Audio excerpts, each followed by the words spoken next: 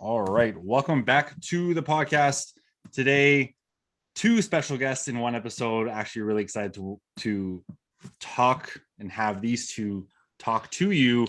They're just wonderful people. Really happy to have them on the podcast.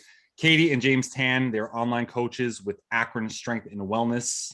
Welcome to the podcast. Cool. Thank you. Thanks for having us. Yeah, thanks so much for taking the time. So just to kick us off, and you can both have your turn, but I'd love to know more about, because I don't even know personally, your background into like the health and fitness space, what made you become coaches and then run your own business. Yeah. Right. So I was overweight most of my life, especially as a young person. Chubby my whole childhood, and struggled with body issues and being overweight. I got to my heaviest in my early 20s. I was up to almost 300 pounds. Had lost, at one point I'd lost like 80 pounds and then gained it all back and then some. By the age of like 23, 24, I was 288 pounds. I was depressed. I was, just very sheltered, living at home, no job.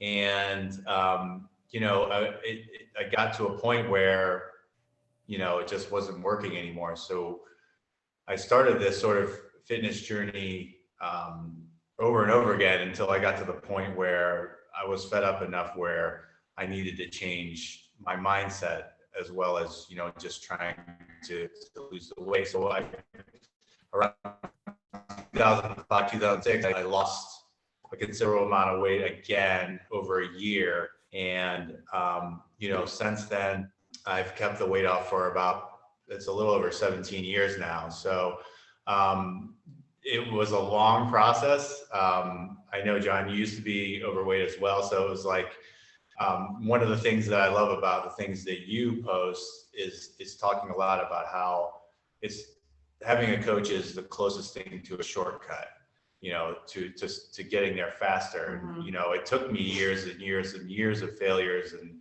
learning these lessons on my own.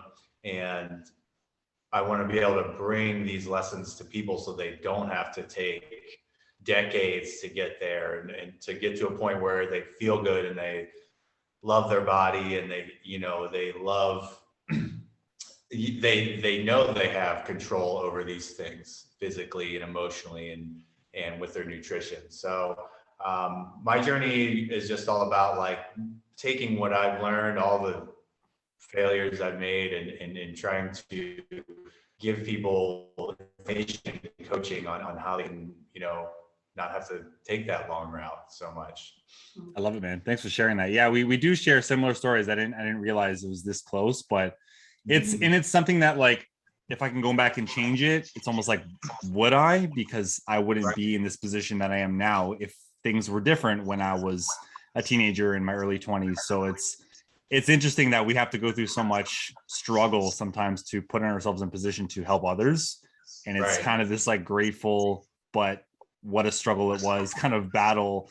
But man, yeah, you're in an amazing spot. And thank you for sharing that. It's been great. Yeah. Thanks. For my journey, mine isn't as much with the weight loss, although my heaviest, I was around 160, and that was an uncomfortable 160 for me, just because where I hold it, and all women hold their weight differently.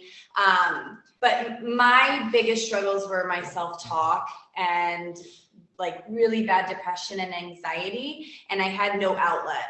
My parents didn't know what to do for me. We tried therapy, but they didn't have a good background in therapy. It's not as big and known now as it was even 10 years ago. So I remember being unhappy, hating myself, and already like picking at myself by age 10, which is really young. And so I struggled with it until about the age of 24, which is when I started really just exercising for me, not for a specific, like I got to lose weight for this specific thing and then I'm good. So I did do a lot of yo-yo exercising, right? People do yo-yo diets. I did yo-yo exercising along with diet, but I crash dieted. And, you know, I was at a young age where crash diet, I would lose the weight I wanted in about 2 months. And then I was good and let's go on vacation and I'm done with it. So about the age of 25, 26 is when I started really working out. I found an amazing therapist who I still see now. Once a month. Back then I was going about once a week because I needed to really like dig into where these thoughts were coming from, and the things that I say to myself do have a huge impact on the way I live my life. And so as soon as I started really digging into why I'm saying these things to myself, why I'm picking on these things about myself, and having more self-belief that I do have control over these things. I just am going to have to work hard at this for a while. It's going to be really uncomfortable. And it was for a really long time. So I went to school and got my master's as a speech therapist. So I did speech therapy for full-time 6 years. And then I started doing part-time coaching. And still got to the point where I went to school. I did coaching and part-time speech therapist. And then it got to, you know, I want to go all in with coaching. This is where my passion is. So then I became a full-time, we call ourselves like wellness coaches, you know, because we coach fitness and nutrition, but I do put a lot of emphasis on self-talk and tell people that it's really a therapist, because there are a lot of things we need to get into the brain part. So whereas I've lost, you know, and kept off about from my heaviest 25 pounds. I feel like the therapy and the mindset, and now I use exercise as an outlet goal, and, you know, have better handle on my depression and anxiety. So I'd say my biggest journey, as where James has done a significant weight loss journey, I've more so gone into my mindset most of all, because that's the really torturous part for me. It still peeks its head out, you know, every time. Okay. So that's where I think the two of us dynamically have a lot of experience with weight loss, and then with the mindset self-talk portion of this, just really creates a dynamic duo. Absolutely. Yeah, that's an amazing story. Thank you for sharing that. And that was going to be, you kind of beat me to it, is what led you both to want to coach, right? Because I think coaching someone through a fitness journey, wellness journey, is very different than going through it on our own.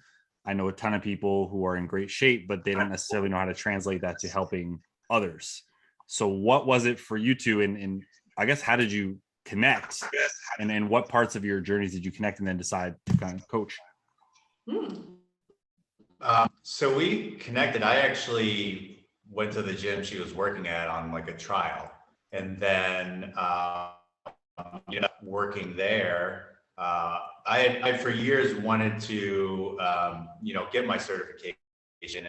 Other jobs get in the way, and I never really took the leap. I even had the material AD certification in my house for a couple of years, and never got into them. And then I met at this gym, and we hit it off from day one, basically. But we worked together, we dated soon after, and for me, in terms of the wanting to help other people, it was just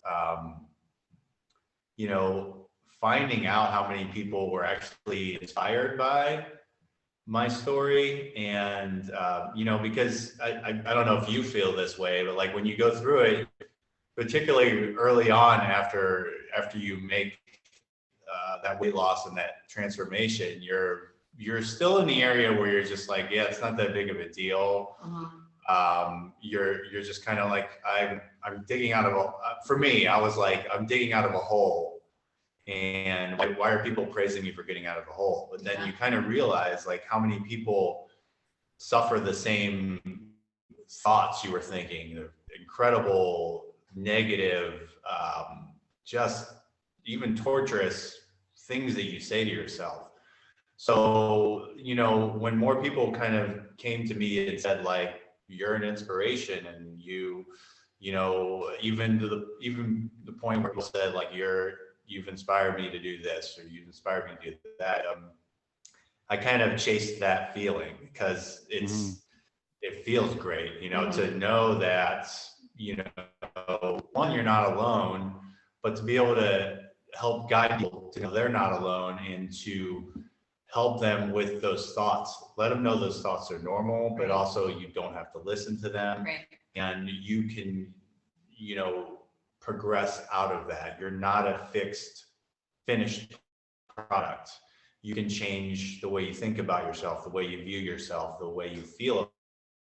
And, you know, so much of what you see in this industry is, you know, lose this weight for summer or whatever it is, and not recognizing the emotional information and all that stuff that's makes it so much more worthwhile, so much more sustainable. So for me, that was like my North Star is to help people get out of that prison they put themselves in, physically and mentally, because I was there. I love it. Yeah. And I think part of it is people on the outside don't see what we're going through on the inside. So they see the physical changes, which are noticeable most of the time, but in our heads, we're either not happy with the result yet, we want to keep going, or like you guys said, like the negative self-talk of like, well, I haven't done this, or it's that imposter syndrome of, well, I'm not good enough anyway. The one thing you said that I loved is you're not a finished product. Yeah. And I think that's huge. I think we all have stories that we tell ourselves that we believe are true, but it's because we just keep telling ourselves over and over again, oh, I can't do this. Oh, you know, I'm not that type of person. That's not for me. And it's those kind of self-limiting and self-imposing really beliefs that really hold people back. And it's tough. I don't know if you both have experienced this, where you've talked to someone over the course of 6 months, 12 months, 2 years, whether online or in person, and they can't seem to make that lasting change. And you want to help them, but at the end of the day, they have to want to change for themselves. They have to make that themselves. Have you ever experienced that? Oh yeah. Oh yeah. That's I would say one of my toughest spots, is because I at times feel like I want it for them more than they want it for themselves. And that's probably not true, but it's more so like, I know they can do it, so I keep, you know, like holding on and pushing them. And if we could do the work for them, sometimes I'm like, I would do it, but then again, like I wouldn't, because I wouldn't want anybody to have done all the work I've done for myself. Like I want that credit. But that's really tough when people keep, you know, yo-yoing or not responding to us for 3 weeks. And then they come back and they're like, well, here I fucked up again. You know, calling themselves a failure, all these things. And here I go, I'm starting from zero again. And it's kind of like, you're not starting from zero. Just like use this as a chance to learn what isn't working, what we can change now that you're back on track. But yeah, and you see other potential and you have the keys for them for what they need, but they just keep, you know, dropping the keys or not thinking that's going to unlock the door for them. Right. And for me, like speaking from my personal experience, the frustration comes from, I had those thoughts. That thing you're saying right now is the thing I used to say. Right. And looking back, I was 100% convinced that I'm a picky eater. I hate vegetables. You know, whatever the fixed mindset thing is, I'm not the type of person who,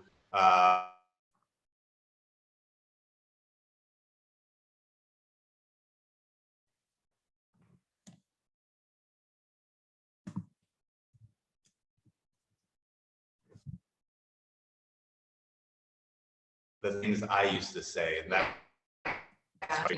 can come from in terms of, if you just let in some of that growth mindset, you'll realize not only that you don't need like some kind of motivation or inspiration because you can create it yourself, but you will be so empowered that you'll be like, it'll take you outside of just fitness and say like, what else can I achieve? Right. What else, you get that empowerment in all aspects of your life, your relationships, your career.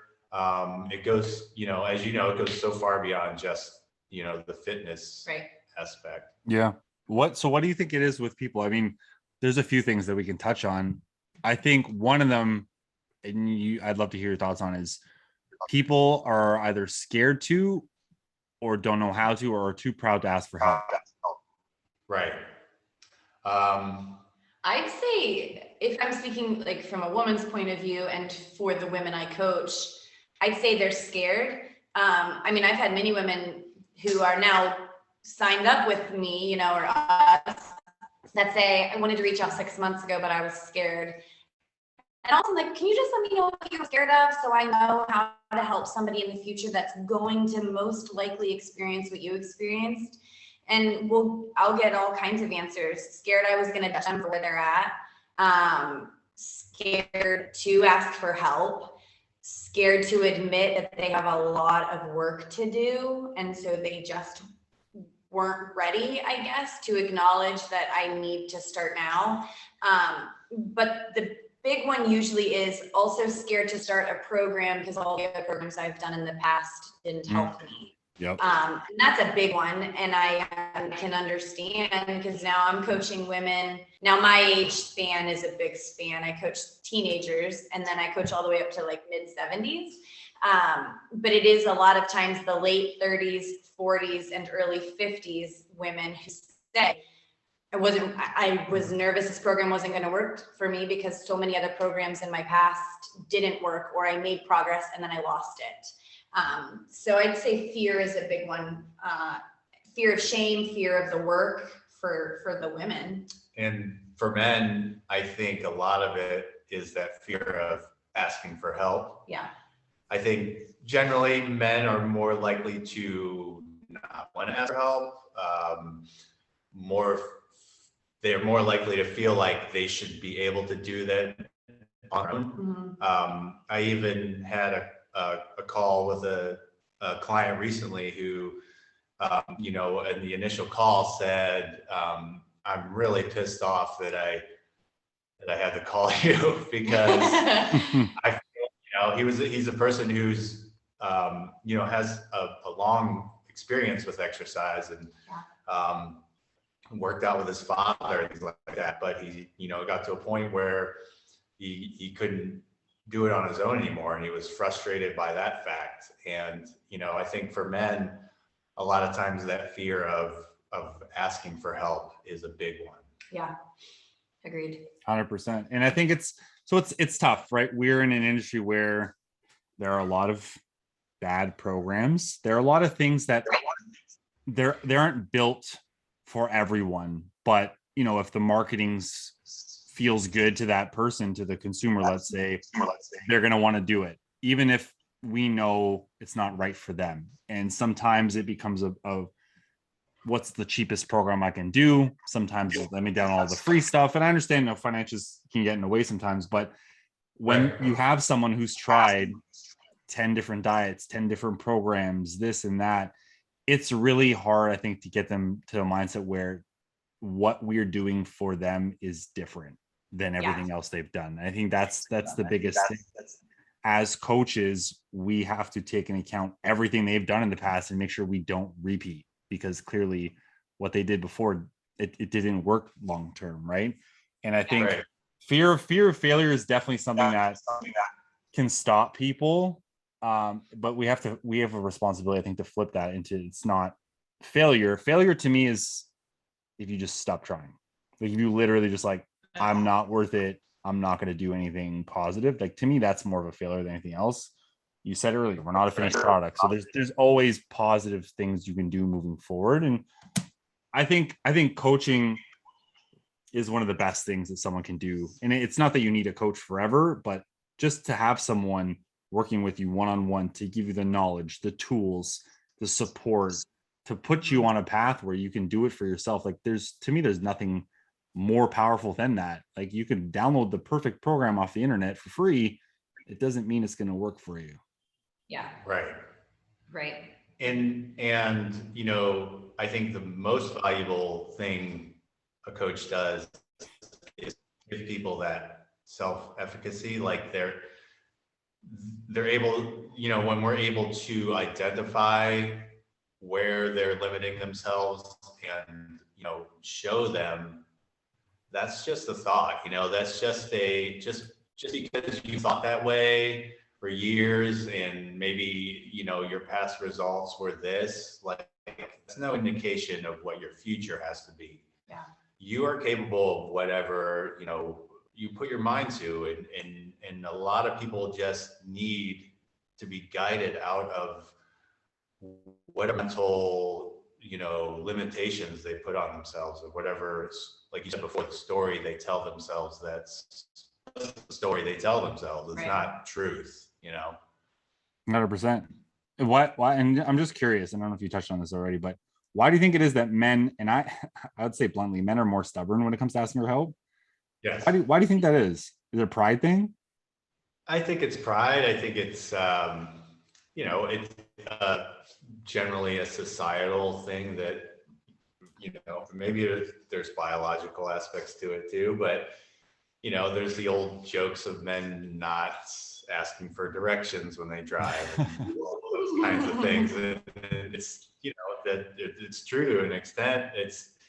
I think for men, they, you know, it's much easier for women to be in touch with their fear or their, you know, insecurities or things like that. And generally men, you know, like to show they're in charge and have a handle on things. So it's sometimes a further way for them to go to ask for help. Yeah, I would agree. I mean, I think there are a lot of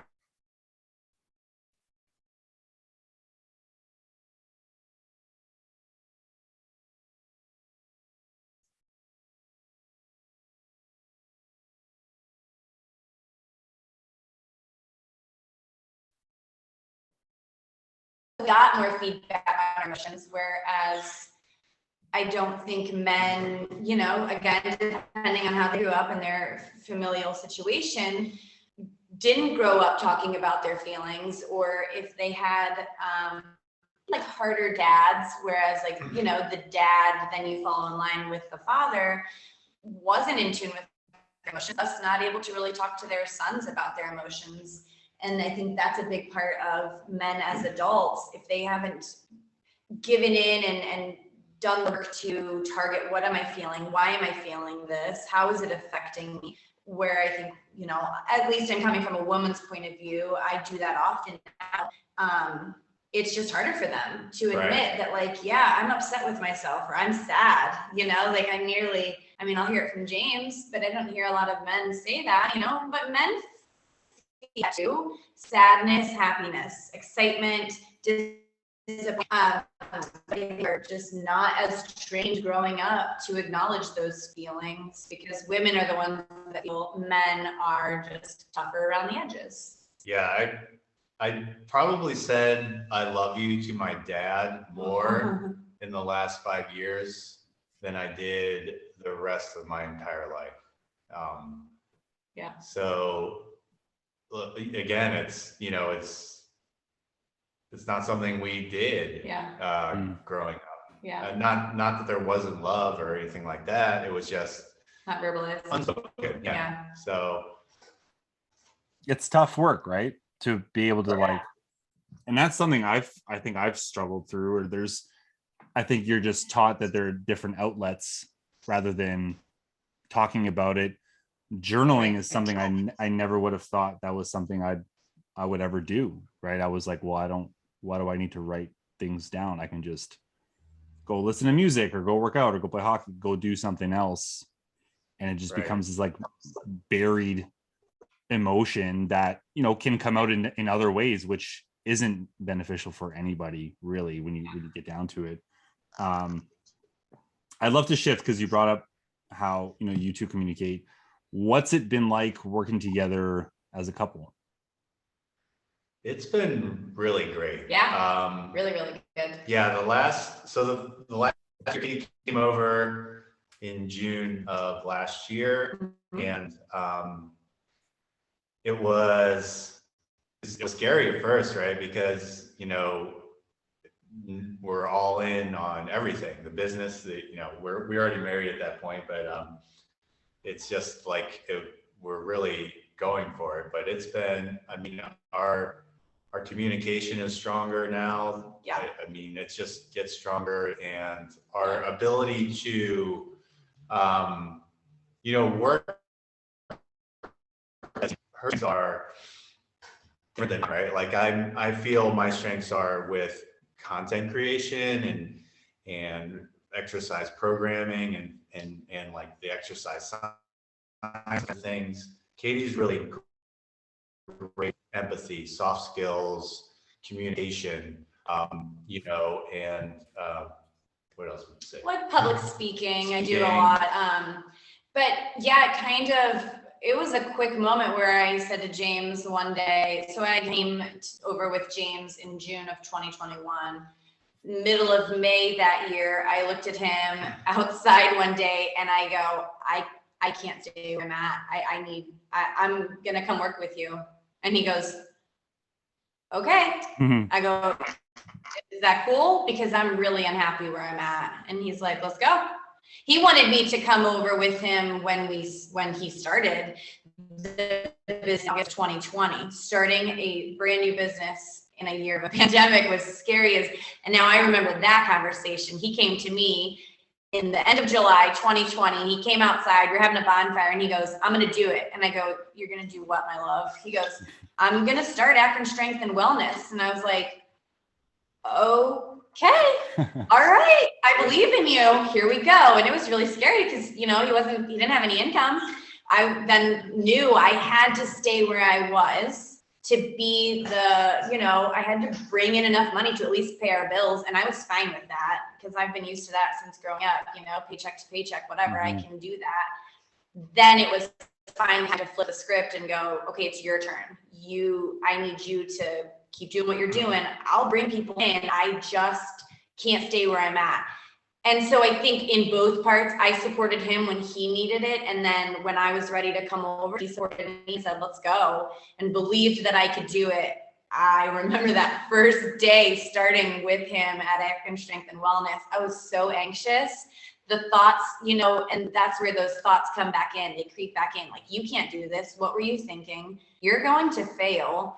You are an imposter. Like, you can't, you know. And so that's where our communication is really strong, because we speak these things. Say, James, like, I need to talk. I'm really freaking out right now. I'm really having some negative thoughts, and we'll talk it out. And that's where the other one goes, hey, those are just thoughts. Like, we can do this. It's just going to be hard work. So we give to each other when the other one needs to receive, and vice versa, very well. Of finding out where to relax and working through uncomfortable situations in our own relationship. Yeah. I was married before, and that was a really unhappy marriage where there was no communication, or it was screaming and crying and nothing good came out of it. So when James and I started dating, that was a big thing I said to him was, we need to have good communication. My parents weren't good communicators. My past relationship, there wasn't good communicating.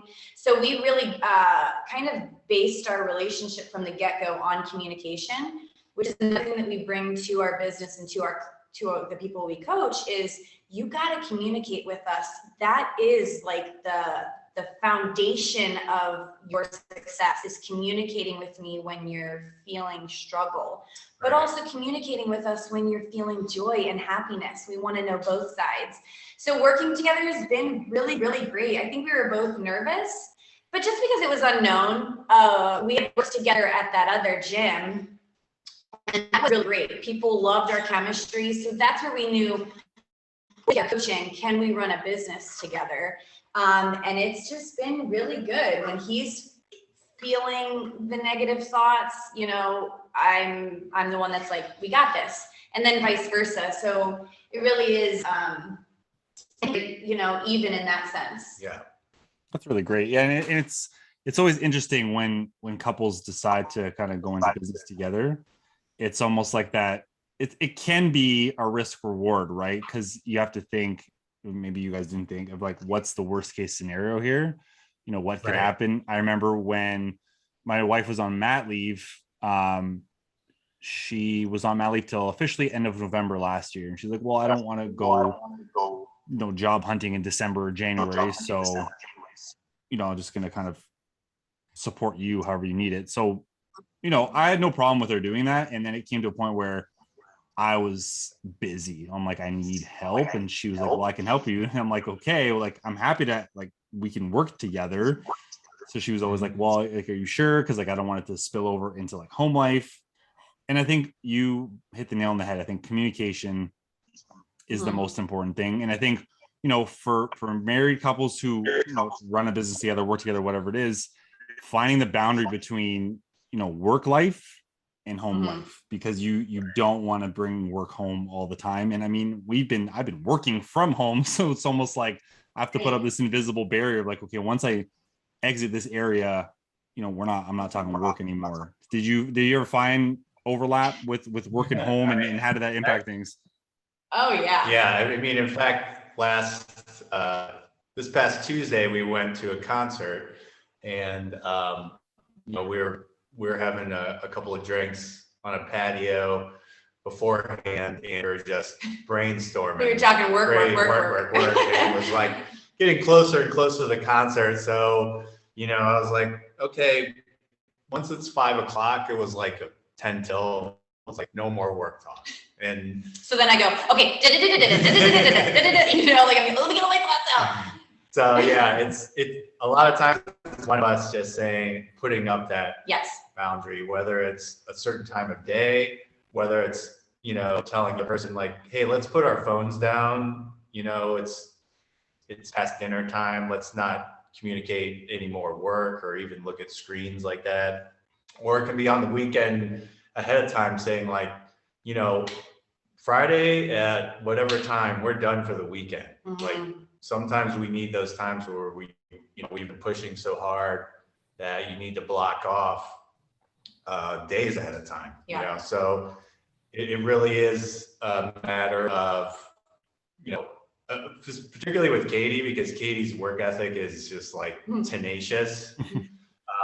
I consider myself tenacious until I met her. So a lot of times it's just, you know, setting a certain pace, I guess, to work, rather than like, we need to do it all. We need to do it all now. It has to be done today or by next week or whatever it is. Like, being okay with it not all being done at once. And I guess that's probably the struggle for most business owners, right? Yeah. No, and the tough thing too is when you run your own business. I made, I think, a reel about it this last night. It's like work doesn't stop. Like, I've never worked a 9-to-5. I've worked jobs where, you know, once I left, like I worked in the restaurant industry. Once I left, you know, work was done. I didn't care anymore. The day was done. But, you know, when you run your own show, things are coming at your brain all the time. And sometimes you have to stop yourself from like tackling it now, because, you know, there are a lot of things that we don't need to tackle as soon as that idea pops in our head. So having that communication between each other, like, okay, let's set cutoff times. Do you have meetings between each other for like the business meetings to just hash things out? How does that work? We usually just talk as we're, you know, we spend a lot of time in the kitchen, whether it's like prepping food or just, you know, it's like the room in our house. So typically we'll be moving around in there and just kind of, if there's ideas. If one of us is cooking, the other writes down. Typically our first meal is like the meal where we sit and have it. And then that's when we kind of go through our schedules for the week. So we do, in a sense of like, what's always worked for us has continued to work for us. And James said, like, the kitchen is the area, because, you know, when we started dating, the kitchen was just where we found ourselves, like, standing and chatting. And that to this day has still been the case. Like, the kitchen is our spot to come and talk about business, talk about other life things. So we communicate a lot. Not sometimes it's one meeting in the beginning of the week where it's like, we have this on Tuesday, we have this on Wednesday, we're talking with John on Friday. We actually have an event tomorrow. And so a lot of times it is just hashing out what the schedule looks like, what we need to get done. Otherwise it's, hey, I need to do this and you need to work on that. Go do it, you know, divide and conquer. Has worked really well for us. Yeah. Love that. That's great. One of the things I learned over the years, and it was really, it's hard to implement, and it got harder through the pandemic because you couldn't go anywhere, but date nights. I think date nights are that concept is one of the most underrated thing that couples don't do enough of. We made it a point this year to find a babysitter and then go on bi-weekly date nights if like the schedule's worked out with the babysitter basically. And it's been incredible to like just to kind of get out of the home environment. Now she's been working full-time for a month and a half, so like now life's busier for her too, just to get out. And even if it's just to the movies, just to kind of do something as a couple. I think any couples listening to this, you know, you can probably attest to what I'm saying. Like life can just get busy, and sometimes you need to just get out of the house and go do something as a couple again. Do you guys find yourself, you know, work and play balance? Do you schedule date nights? How do you kind of operate like that? Yeah, I think that's one of the things we excel at, which is, you know, another thing that's exciting for us is to coach couples. You know, we want to do more of it in the future. Like for the couples we coach now, it is like a lot of trying to bring in, you know, how we plan things, because we're really big on creating clarity. We think it's one of the most important things for any kind of goal setting is to really plan, write down, you know, flesh out what it looks like, what you want it to look like. And a lot of times when people or couples are not feeling that balance, right? They're not having enough play. It's mostly work or kids or whatever it is. They're not creating clarity. They're not making a plan, like you said, like planning a date night, a very specific day, and keeping it as if it's like a doctor's appointment, you know, because it can be easy to, whether it's a date night or a workout or whatever it may be, it can be easy to kick it aside as not non-essential. Because we can always, you know, not keep an appointment to ourselves. We keep them for everybody else. But making that clarity, making that plan, and, you know, like you said, you really find the benefit of it. And you kind of may discover like, oh man, this is what it's like to just be a couple, rather than, you know, if you're someone with kids, or if you're someone who's grown into a job where you're working more and more, and you know, years have passed in your relationship and things have changed. Things like the date night are really great for, you know, really discovering yourself as a couple again, if that's something you lost. Yeah, or keeping that relationship as a couple. Right.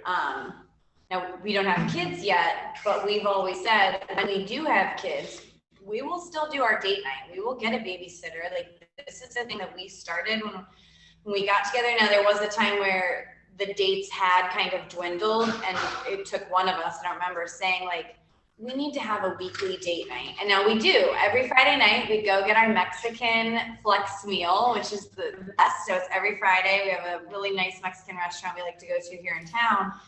And that's something we help to coach others on, is plan for your date nights out or your flex meals out, whether it's with friends or your significant other, and keep no matter what, depending on, illness obviously is bound to happen at some point, but that we do very much coach what we live. And that's, I think, what a lot of people like about us is that we do the things we coach others to do, and we live by it. We believe in it, and it is very helpful. So yeah, date nights are empowering for yourselves and as yourselves as couples, just to keep that romantic part of your relationship intact, Right. despite also needing to be a business owner and a coach and,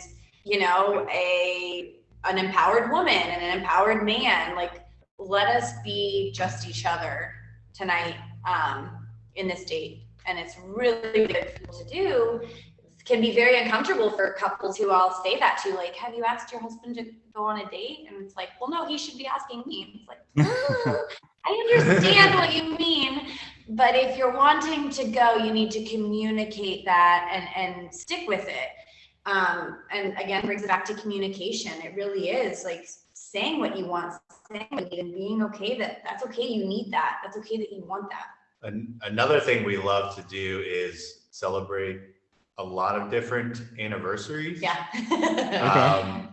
And almost to an absurd level for some people, but we take a weekend away, the anniversary of our first date. We take a weekend away, or we do something special, the anniversary of the day we were supposed to get married, then COVID shut down. Then we have the anniversary of our day we actually got legally married. We have the anniversary of the day we had our actual wedding where people could come. We celebrate the anniversary of our, what's the other one we do?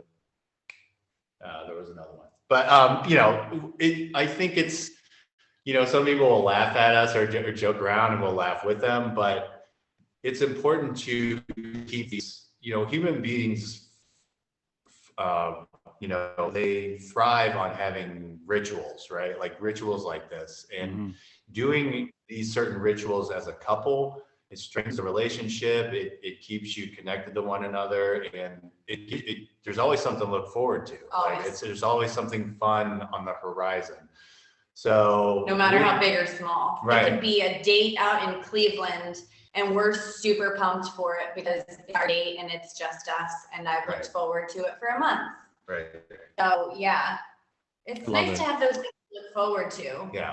Yeah, there's that too. And I think I you guys are a super fun couple. And I think just what you explained there of having all those celebration dates, I think it's fun. I mean, I've never heard of all of those before. My wife and I will kind of acknowledge when we'll acknowledge when we first started dating, like our dating anniversary date is still in fresh of mind, things like that. And I think it's just, how long have you two been together, like in total?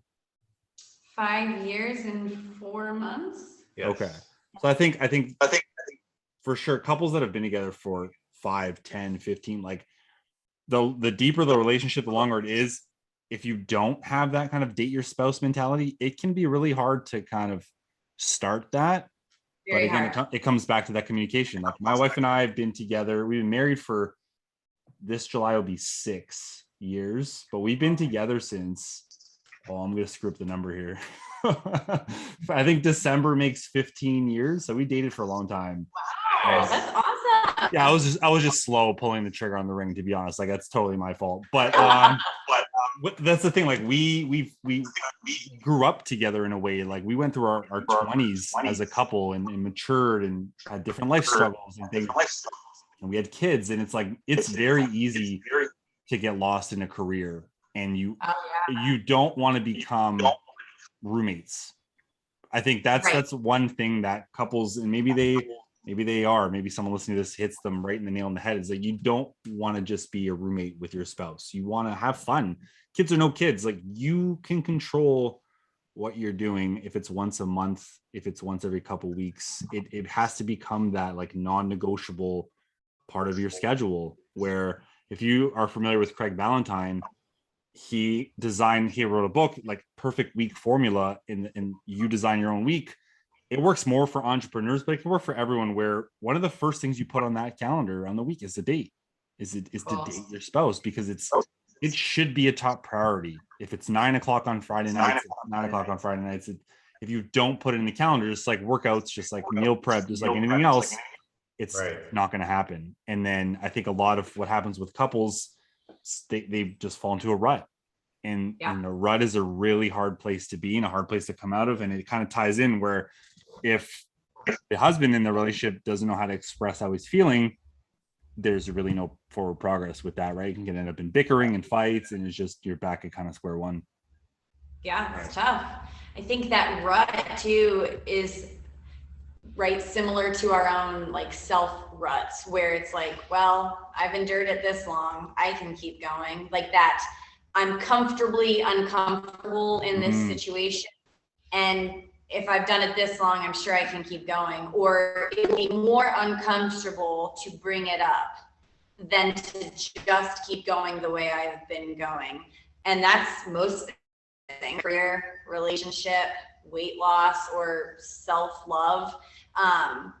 That uncomfortably comfortable situation is a really scary place to get to, because it's really hard to get out of. Right. It has its own momentum, like the way you talk about, any habit whatsoever, whether it's exercise or talking to each other, it has its own momentum, and it'll keep going. And like you said, the further you let non-communication or whatever it is go, the harder it is to reverse it, to peel it back and to start something, do like date night or just talking to each other. So you got to break that momentum. I love it. What would you say is the first thing someone should do, whether they're in their own personal rut or a rut with their spouse? I'd love to hear from each of you on this one. For me, it's to create clarity of what you want. For someone like me who had a little bit more struggle expressing themselves with Katie until she helped me, become a better communicator, I would need. It started with writing things down, like write.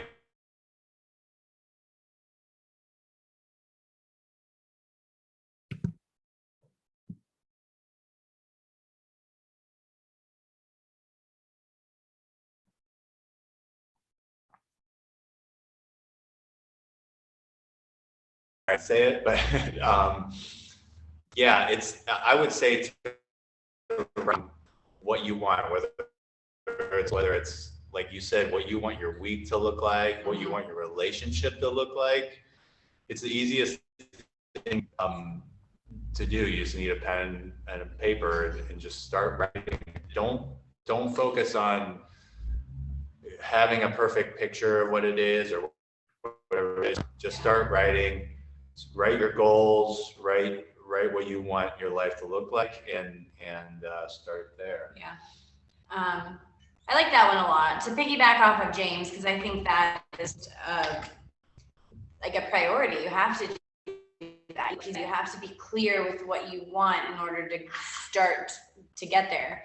I would say it would be reach out to somebody that is like living a life that you go, wow, like how'd you get there? And that could be if somebody's struggling with their weight or their fitness or their health or their well-being, and they have a friend that they watch and see doing really well. It could be as simple as like, hey, I'm just wondering, like, you look so happy. Like, what is working for you? And what have you done to get to where you're at? Whether it's a coach, a friend. I'll have women, like I said, reach out to me and they'll say, I've been wanting to reach out to you for 6 months. And here I am. I need help. I'm unhappy in this and that and this. And then once they get started, it's like, wow, like all I had to do was send you a message. So whether it's reaching out to a coach that you see online or that you know as a friend, as a coach, or simply just communicating to somebody that you trust, I'm I'm in a rut, or I'm struggling with this or that, and I just need to vocalize it. What I've noticed is the women I coach, a lot of times their husbands don't even know that they're feeling the way that they are feeling. And when we do these calls with them, these dig deep calls, they'll go, you're the first person I've told this to ever. Wow. You know, whether it's I want to lose weight, or I hate my stomach, or I'm not having, you know, intimate relations with my husband anymore because I'm uncomfortable in myself. They don't even tell that to their husbands, you know? And so I would say, on top of James writing it down, find somebody you trust and just start talking about it, because that gets it out of your head. And then, you know, that's where some accountability gets put on. Like, okay, somebody else knows. Now it's time to do something about it. So absolutely love that. Yeah, it ties it all in. Being clear on what you want, asking for help. These are all, you know, they're not easy things to do. And I think it's not supposed to be. I think nothing in life is worthwhile is easy. Like, people on the outside could look in and be like, oh, that person's doing great, happy marriage, family. But again, nobody knows, you know, the difficult conversations you might have had, the late nights, the struggles, the arguments, things that, you know, we face as human beings that are normal, that should be kind of normalized. Of, you know, you are going to struggle. I think that's the other thing that we didn't even talk about, is just fitness journeys aren't this perfect linear unicorn, sunshine and rainbows journey. It's you're going to have some really shitty days. It's normal, but it's like turning those shitty days into lessons, into like, how can I learn from this? Not letting that one day or that one moment ruin, you know, the rest of the week or the weekend or whatever it might be, and just keep plugging forward. That's to me, that's the biggest thing. That's huge. And we'll have people that go, this must be so easy for you. Love that one. What? Or now that you've been doing it so long, it must be so easy. And we'll be honest, like, I don't want to work out sometimes. I absolutely dread my workout, but I do it anyways because I brush my teeth every day. It's just like that. But it didn't start there. You have to, you know, it starts with creating habits. We still struggle with nutrition, and we're open and honest with the people we coach. Like, yeah, we just a vendor had an emotional disturbance in our life. What did we do? What normal people do? Turn to food, because that's where we find comfort. It's hard to get out of that hole, that nutritional, like, I like cake. I know you like donuts, John. Yep. I also need a cake on my own and feel so sick, but it tastes so good, you know? And so, like, it's still hard. I would eat cake every freaking day. I can't, you know, but so the nutrition stuff, it's hard. It is just hard, but it is possible, and you know why you're doing it, and like the clarity, like James said, like, why am I doing this then? Well, this is why. I know why. I have it written down. But it's, we still both on our journeys, and still today, it's tough. Yeah. One of the things I love about strength training is that you are, like, willfully putting yourself through some suffering, some roughness, some failure. Yeah. And you're going to do it in little doses, right? Like a set, maybe 10, 12 seconds long. If you're just going through whatever the rep count may be, and it feels a lot longer because, you know, sometimes you're dreading the next set, or maybe you're just like, you're beat from that one, you need to rest it out and all that stuff. But really the amount of time the set is a short amount of time, and you're like microdosing the suffering.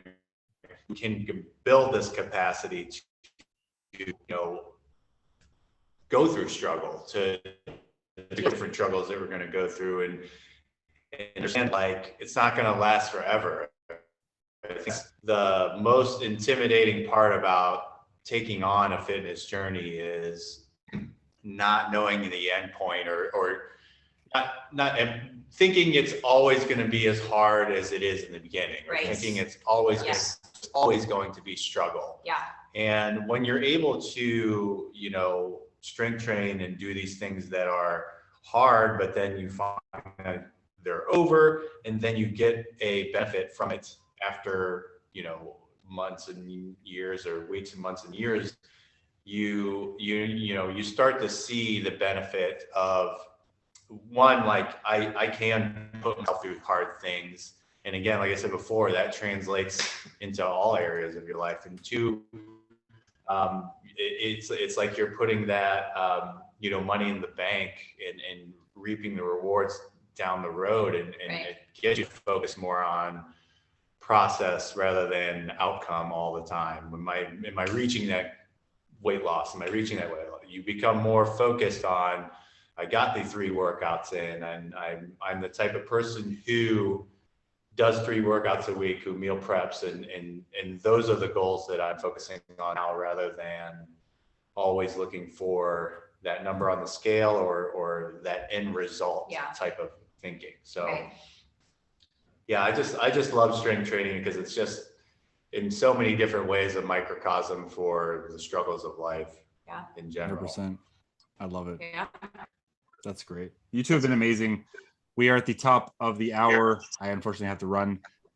This is the shameless plug time of the podcast. So where can everyone find you both? And I will link everything in the show notes anyways.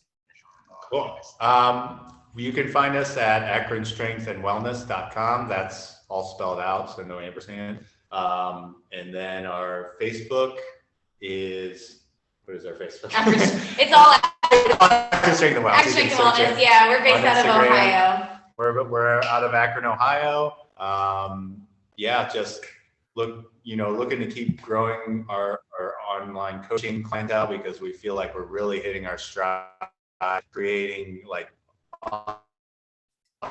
for people to do anywhere, to fit it into their lifestyle, their schedule, and to kind of, like we said before, unveil their ability to do it on their own, to have this self-efficacy, to, because in the last, if the last couple of years have taught us anything, it's that there's no certainty. Gym can be taken away from you like that, or a structure that you may have. So we're all about trying to get people grow into something where you're bulletproof against something like that. Yeah. So akronstrengthandwellness.com. Yep. And Facebook and Instagram. All our reels. I love it. You two are amazing. And I think you hinted at working with couples. So for any couples out there who want to be coached by a couple just doing it, they're living what they're teaching and what they're preaching, James and Katie are the way to go for sure. Thank you so much, you two, for taking the time to be on the podcast. I really appreciate it. Thank you, John. And join us. It was an honor. Awesome. We'll talk to you guys soon. Have a great rest of your day. And everyone listening, thanks again for being here. Thanks, John. Thanks, John.